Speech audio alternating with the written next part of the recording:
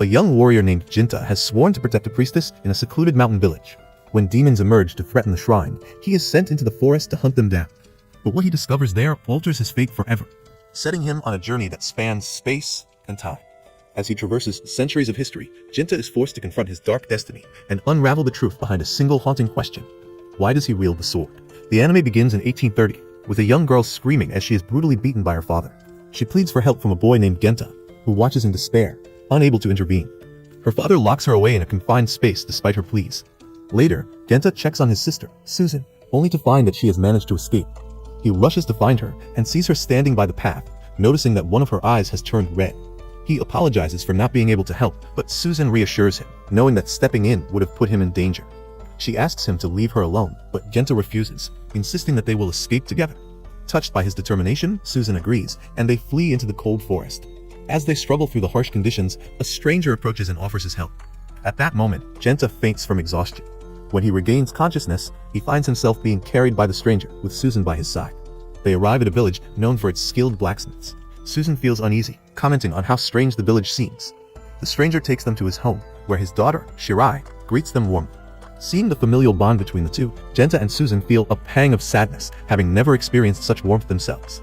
The man informs his daughter that the two children have no support and that he will make them part of their family. Overjoyed, Shirai introduces herself and asks for their names. When Genta calls her Shirai-chan, she quickly corrects him, saying that since they are now family, there's no need for such formality.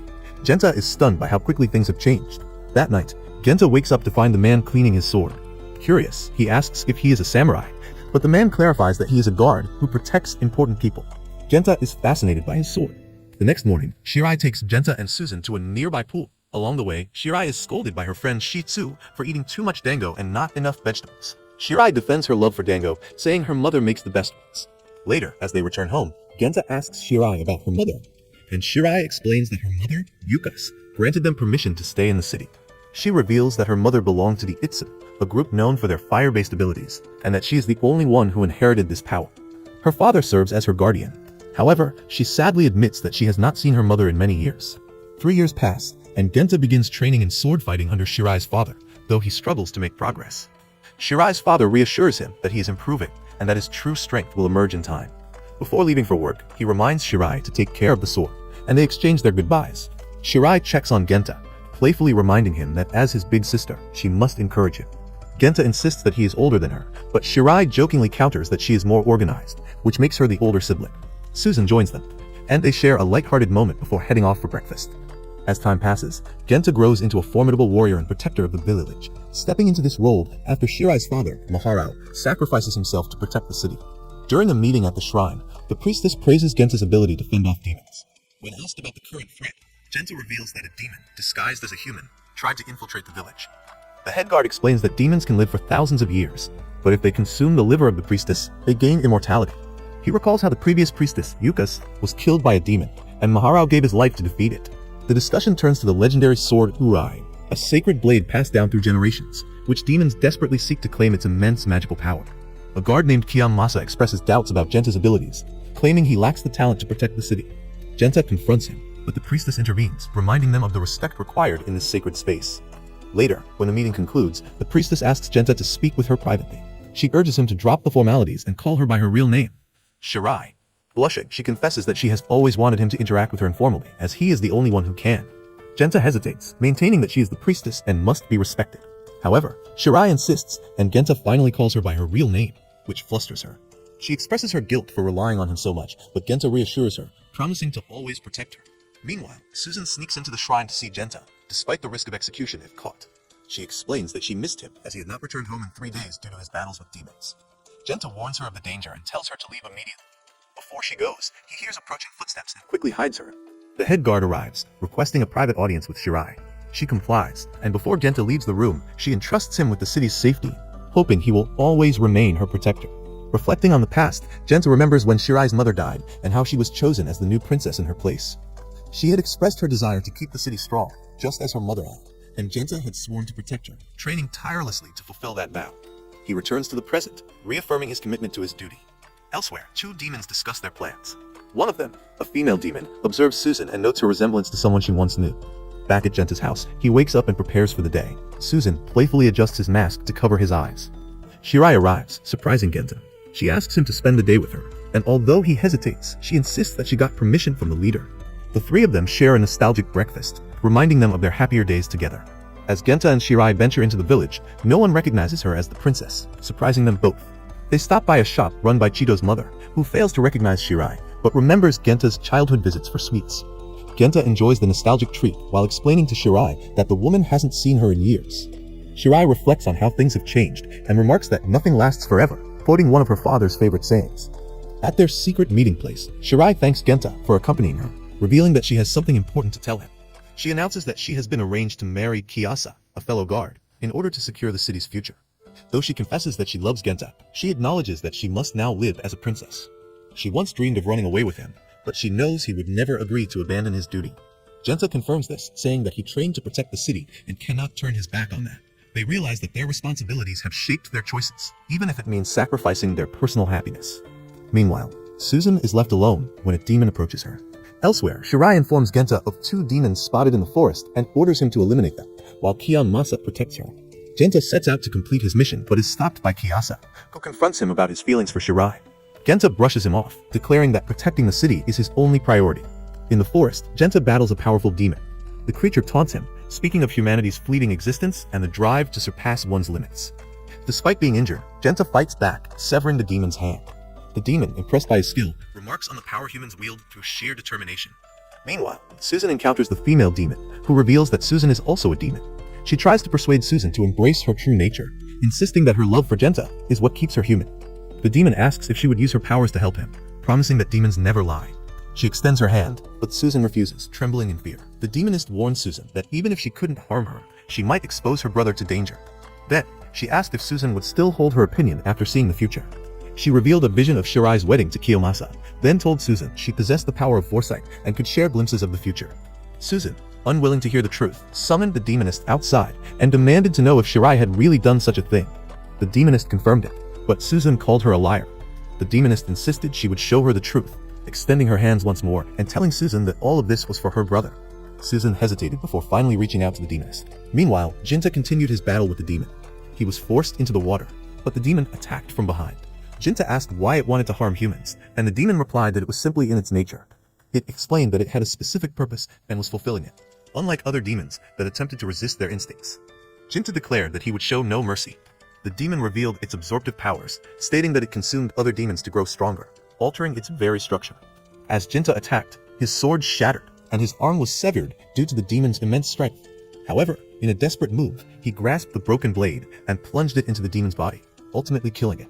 Before dying, the demon revealed that another demon possessed the power of foresight and had foreseen the rise of a greater demon 170 years into the future, one that would rule over the demon children in the city. It explained that this was why they had come to this village in the first place. Stunned, Genta wondered if there was already a demon living among them. As the dying demon grabbed him, it asked whether, if he discovered those he sought to protect weren't truly worthy, he would still wield his sword for them. Elsewhere, Princess Shirai was confronted by Kiyasa, who tried to approach her, but she pushed him away. She insisted that the demons had to be killed by Genta first. Kiyasa, however, argued that now was the right time for them to be married. If they didn't do it now, they would have to do so in front of Genta. He stepped away, leaving the decision to her. Overwhelmed, the princess began to cry and admitted she had been wrong. She agreed to marry him for the sake of the city. Just as she approached Kiyasa, the demonist arrived with Susan. Susan, witnessing the scene, demanded to know why the princess was doing this. Genta regained consciousness, shocked to find his severed arm restored. He rushed back to the city, only to find it completely engulfed in flames. At the princess's house, Susan confronted Shirai, accusing her of betraying Genta. She had worked hard to bring them together because she wanted Genta to be happy, but now Shirai was doing this? The princess tried to defend herself, saying she appreciated Susan's efforts, but she had a duty as the princess to protect the city, even if it meant letting go of her love. Susan was furious and removed her blindfold, laughing bitterly. The demonist reinforced Susan's anger, reminding her that while Genta risked his life in the woods, the princess was in another man's arms, betraying him. Enraged, Susan declared that it would be better if Shirai were dead. In that moment, Susan transformed into a demonist, her body surrounded by dark smoke. She declared that the princess had to die. Kiyasa tried to intervene, but the demonist struck him down. The sword moved towards Susan, and the demonist pushed Kiyasa aside, insisting they resolve their problems themselves. Susan grabbed the sword, but just then Genta arrived. Shirai ran toward him, embracing him, but her head was severed while in his arms. Stunned, Genta recalled their past together, only to realize that Susan had killed Shirai. He turned to Susan, demanding an explanation. Susan, smiling, told him she did it for his happiness, so he wouldn't have to endure Shirai marrying another man. Jinta, overwhelmed, begged her to stop speaking. Susan insisted that Shirai had deceived him, and that she had done something wonderful by removing her. She urged Jinta to go home, as she was tired. Jinta was filled with rage. He accused Susan of betraying the people who raised them, killing Shirai, and setting fire to the entire city, only to act as if nothing had happened. Susan dismissed his anger, asking if it was really a problem. Jinta, realizing that the sister he once knew was gone, attacked her. She dodged his strikes, shocked that he would try to kill her. Then, to her horror, Jinta transformed into a demon himself, gaining the power of the one he had just slain. Susan, recognizing his newfound strength, tried to defend herself, but Jinta coldly told her to be silent. Desperate, Susan accused him of abandoning her like everyone else. She had believed that of all people, Jinta would stand by her side. If he didn't appreciate her, she declared she would live in hell. With a sudden burst of speed, she attacked him, saying that he had to die. She drove her hands into his body, but when she tried to pull them out, she found she couldn't move. Jinta retaliated with a devastating strike that sent her flying, yet she stood once more. Jinta prepared to attack again, but another demonist intervened, taking the hit instead. The she-demon urged Susan to escape, and Susan fled. Jinta tried to pursue her, but he was unable to free himself from the she-demon's grip. As Susan left, she told him she was angry and would tear everything apart. She promised to return one final time. The she-demon, laughing, declared that she had achieved her goal. Jinta pulled his hands free, accusing the demons of spilling blood to accomplish their ends. The she-demon confirmed it, stating that demons would no longer remain myths. She saw the future. Darkness would overtake the human world, and demons would reclaim their place. She died. Jinta carried Shirai's body, reflecting on all his training and how he had failed to protect her. Overcome with fury, he packed his belongings and prepared to leave the city. He approached the captain of the guards, who asked where he was going. Jinta replied that he was leaving to retrain and become strong enough to fight the great demon when it arrived. The captain questioned whether he truly meant to kill Suzu.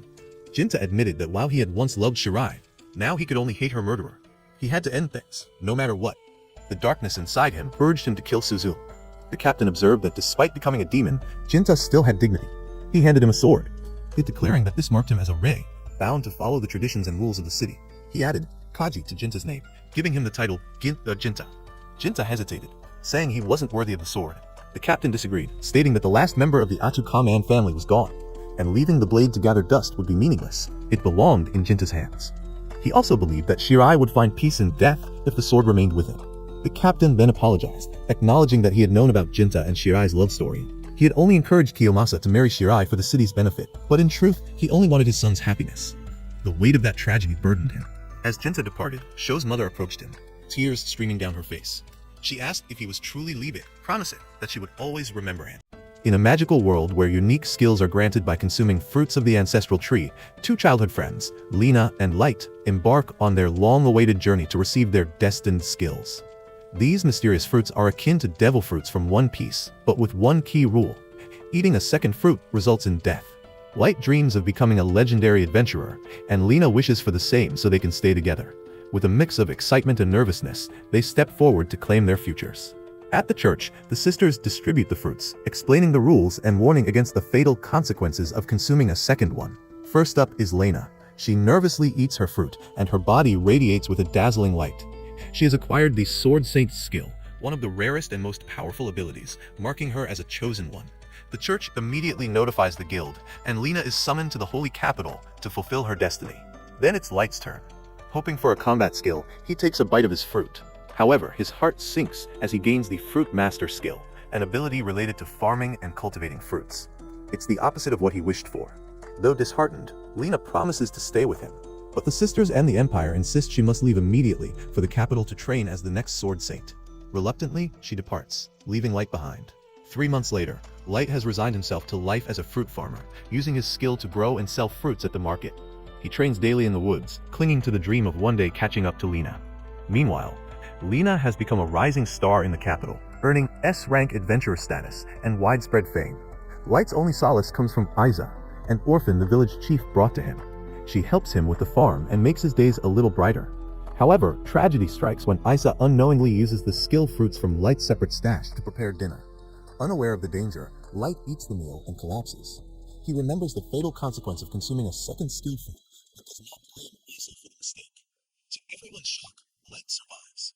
Not only does he recover, but he also gains a new skill, Sword God, which drastically enhances his attack power, magic resistance, and swordsmanship. Isa, who also ate the meal, awakens the appraisal skill, allowing her to see the hidden abilities of others. It's then revealed that Light's fruitmaster skill has granted him immunity to the poison of skill fruits, making him the only person in the world with two skills. Determined to fulfill his dream, Light takes Issa to the Adventurers Guild to register as an adventurer. Issa uses her appraisal skill to memorize the abilities of the other adventurers and notices that no one else possesses more than one skill, except for Light. At the guild, Light encounters Jean, a condescending adventurer who mocks him for being a farmer. When Jean tries to attack him, Light effortlessly blocks the strike, surprising everyone. Light brushes off the encounter, focused on taking his first quest to test his newfound powers. His mission: defeat a slime. Despite its high defense, Light easily cuts through it with his Sword God skill, completing the quest and earning enough money to buy plenty of food. Meanwhile, Jean and his companions face an ogre during their first quest, but are no match for the beast. In desperation, they lead the ogre to Light, hoping to use him as bait. Realizing the danger, Light steps up to confront the ogre. With Issa's warnings in mind, he carefully dodges its attacks and uses his maximum power to deliver a fatal blow, killing the ogre in a single strike. Light returns to the guild with the ogre horn as proof, shocking everyone. Even Jean and his friends admit to witnessing his incredible feat. Just then, an S-rank party enters the guild, and among them is Lena. Light approaches her, eager to reunite with his childhood friend. However, she doesn't recognize him, leaving Light heartbroken. After feeling down earlier, Light goes out for pizza with Issa to lift his spirits. While eating, he accidentally chokes on his food, and a girl hands him some water. Turns out, it's Lena. She's been hiding from her party members. Light is thrilled to see her and excitedly tells her about his second skill, explaining everything. Lena is genuinely happy for him, knowing that he can now chase his dream. However, when Light asks her about her party, she hesitates. She admits that things aren't great, but she can't leave because a holy sister from the church is forcing her to stay. She warns Light to stay away from them. It turns out that her party once took down a serpent, but they ignored the damage their battle caused to nearby farm fields. When Lena raised concerns, the holy sister brushed them off, saying people would only remember the victory. Seeing how unhappy Lena is, Light invites her to join his party, but she refuses, fearing the consequences. She decides to endure it for now. Back at the guild, Light earns 10,000 gold for slaying an ogre, but he can't celebrate. He's still worried about Lena. Issa points out that Lena's party is in a private room, and when they peek inside, they see the leader, Grouse, partying with women. He's nothing more than an arrogant show-off. Suddenly, a guild receptionist enters, informing them that their reckless actions have caused a reservoir to dry up. Grouse dismisses it, claiming that small sacrifices are inevitable. Light steps in, demanding Lena's release from their party.